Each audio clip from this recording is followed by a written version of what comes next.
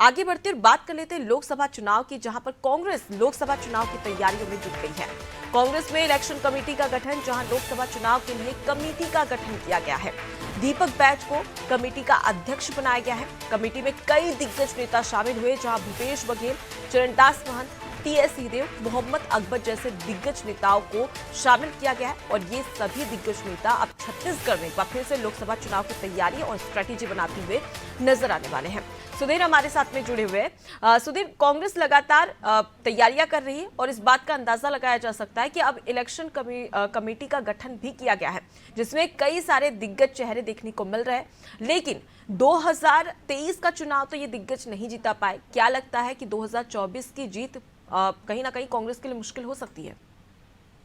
जी बिल्कुल, अगर बात की जाए इलेक्शन कमीशन की जो बैठक जो भी उन्होंने गठन किया है उसको लेकर के, जो इससे पहले भी इंडिया गठबंधन में जो पूर्व सीएम है उनको जगह दी गई थी। अब प्रदेश में इलेक्शन कमेटी का गठन चल रहा है, जिसमें अध्यक्ष के रूप में दीपक बैज को बनाया गया, जो किसी की चीज भी है। साथ ही साथ पूर्व मुख्यमंत्री भूपेश बघेल, साथ ही साथ चरणदास महंत जो नेता प्रतिपक्ष भी है, तो इनके समय कई ऐसे दिग्गज नेता जिन्हें जिम्मेदारी सौंपी गई है। कहीं ना कहीं तो जो लोकसभा चुनाव है उसको मद्देनजर रखते हुए अब जो कांग्रेस की तैयारियों में लगी तेजी से क्योंकि आने वाले समय में कई ऐसे कार्य जो कांग्रेस करने वाली, जैसे बता देना चाहूंगा कि जो रैली है उसको लेकर के तैयारियों में जुटी हुई। साथ ही साथ जो इंडिया गठबंधन है, इंडिया गठबंधन में जो तमाम राजनीतिक दल है उनको भी कहीं ना कहीं अब सक्रिय करती हुई नजर आई। क्योंकि अगर देखा जाए तो जो इंडिया गठबंधन है, तो इंडिया गठबंधन में ज्यादातर जो जिम्मेदारी है वो कहीं ना कहीं कांग्रेस की है। तो कहीं ना कहीं वो पूरी जो जिम्मेदारी है उसको निभाने का काम करने का कांग्रेस कर लिया। आने वाले समय में इस तरीके से जो कार्य किए जा रहे हैं, तो पिछली बार जिस तरीके से जो रैली हुई थी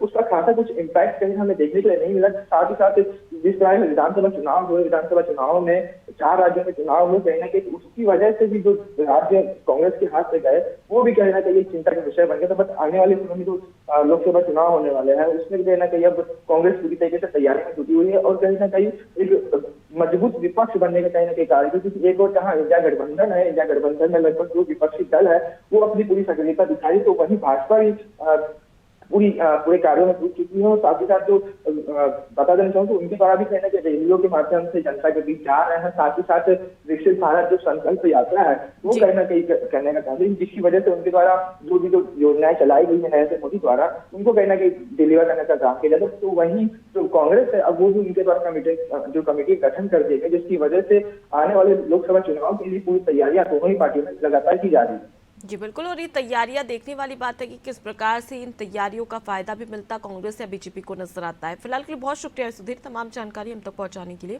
तो देखिए, कांग्रेस में इलेक्शन कमेटी का गठन हो चुका है। कई दिग्गज चेहरे यहाँ पर नजर आ रहे हैं, जहां पर दीपक बैज कमेटी के अध्यक्ष बनाए गए। इसके साथ ही कई दिग्गज नेता भूपेश बघेल, चरणदास महंत, टीएस सिंहदेव और मोहम्मद अकबर भी इस टीम में, इस कमेटी में शामिल है। अब देखने वाली बात होगी कि क्या स्ट्रेटेजी, क्या रणनीति रहेगी जिसके तहत लोकसभा चुनाव जीतने की कवायद यहां पर दिग्गज करते हुए नजर आने वाले हैं।